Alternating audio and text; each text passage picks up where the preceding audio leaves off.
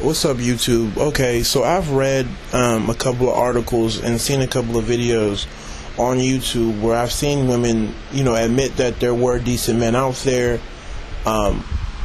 They just weren't being chosen because, the women couldn't get over the fact that, they're not going to get this idealistic Morris Chestnut type dude.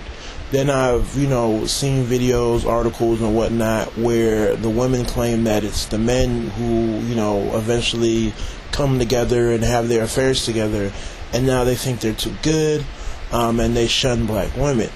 So in one case, it's the women not choosing us, and in one story, it's the men not choosing the women.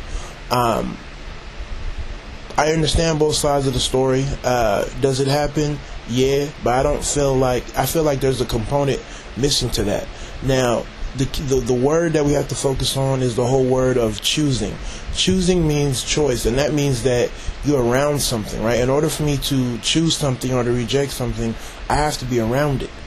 Okay, so if I'm nowhere near it, and it's not even in my presence, I'm not choosing it, I'm not rejecting it. It's not there at all.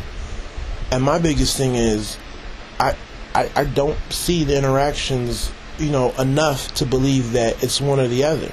Now, this is coming from my point of view, coming from Southern California, where we're a whole lot more spread out. I guess things may be different if you're living more so in a big city type DC, New York area where everybody's kind of just more closely put together. Out here, everybody is pretty much spread out. There's a lot of different areas.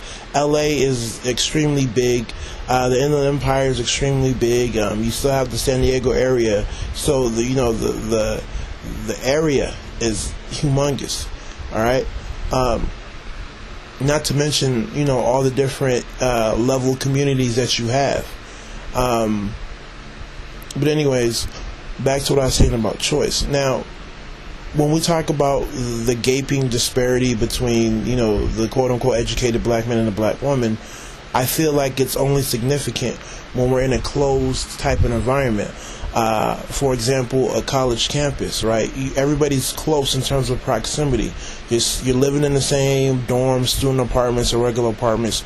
You're going to the same cafeterias, restaurants. You're going to the same classrooms, the same gyms, the same social events, and the same, libraries and whatnot.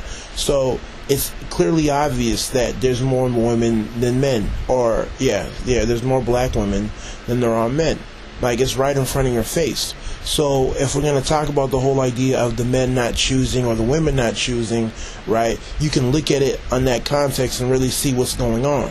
But like I said before, we opt not to form relationships in school anyways. All right, we forgo that. If it was common practice for us to be forming relationships while we was in school, I can completely jump into the whole idea, it's the men not choosing the women, or it's the women not choosing the men, right? When we were in college, a little bit of both was going on, but no one was dating seriously, so you have to throw that out. But once we enter the real world, right, the real working world, I don't feel like the disparity is significant. Why? Because our numbers are still small and the overall population went up, right? For me, in order to actually see the gaping disparity, right, in the real world, our numbers would have to be increased, right? So if it was like a 1 to 3, it would have to be like an 8 to 24, where the ratio was still the same, but the overall number was more in size. So for me, I just don't see it. The whole idea of us not choosing each other. I mean, out here, we're just happy seeing somebody else who's educated out here. Right, somebody else who's, living a certain lifestyle, and somebody else who's progressive, right? You're happy when you see somebody on that tip because it's so rare that's not even funny. And my support for believing that the disparity is insignificant is based off of the fact that I don't even see some of my female friends forming new relationships, right? If we hang out and if I get invited to an event, or we're going to some kickback or some sort of event, most of her female friends are friends from college, friends from school, or sorority sisters, like people that she's already known in college. I don't see some of my female friends around new black women, and I mean new black women, women that they didn't meet in school, women that they met in the real world. Same thing with the men, right? Most of my black friends, who I went to school with, who are educated, right, we met when we was in school. So I've yet to meet, newer black men that are brand new to me, right? We always have this whole idea of, we went to school together, or we maybe even went to high school together. So we just have a hard time forming new relationships and new friendships, apart from just dating. The only time, we may come across each other is maybe work related, or we may go to a conference here and there. But even then, right, if somebody's, on their daily grind, I'm on mine, it's like they're going east, I'm going west, they're going north, I'm going south. So we have to understand that, a lot of it is we're not around each other. The word choice is a very strong word to me, right? Choice to me always implies that it is around you. But, a lot of black women come off as if it's like their undergrad experience where there's a whole boatload of them and there's a few men and we're just not choosing them. And I'm like I said before, if we were forming relationships in undergrad and all that other stuff, I would completely agree. I wouldn't argue at all. But the fact of the matter is we're not around anybody.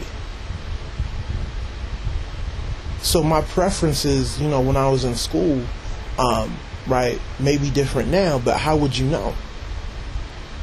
And that's the thing. A lot of the times, like I said, black men get a bad rap in terms of, they're not choosing black women, they're still conditioned, and all this, that, and the third. And I'm like, I'm not even around you. How do you know if I wasn't going to approach you? How? Like, the only times when we even come in contact with each other is typically when we go to what? A club, a black club. And you guys know that's pretty much a death trap for forming any sort of serious relationships, right? I don't even club like that, but I've been to enough clubs in LA and birthday parties at a club to know that, this isn't going to work. It doesn't even matter if the room is filled with educated professional women. The atmosphere is whack. Nothing's really going to pop off because everybody's guard is at, level red, right? Everybody's on defense. It's not even worthy of anything. And outside of that, there's really nothing else. So, we just have to really, be careful here, because I understand where the women are coming from in terms of, the black men not choosing them. But, saying that means that we're around each other. And this may be the case. All right, I'm good on time. This may be the case in Atlanta or D.C. I don't necessarily know how black life is out there. But in terms of Southern California, this is so not what's going on. It is so spread out that people don't even you don't even know. It's just like, how could you know what I like? How could you know what I dislike? It's like me saying that, black women aren't choosing black men. And if you're a woman, what is your defense going to be? I'm not even around black men. I don't even see them. Where are they? Right? How can I choose you, or how can I reject you if I don't even see you? And the same goes for the men. Remember, the disparity gets drowned out in a larger population. And our numbers aren't enough for that same ratio or disparity to exist in a larger population. It needs to be in a small, closed environment. So, hopefully you guys made sense, or I made sense, and you guys were able to follow me. So let me know how you feel. Take it easy. God bless.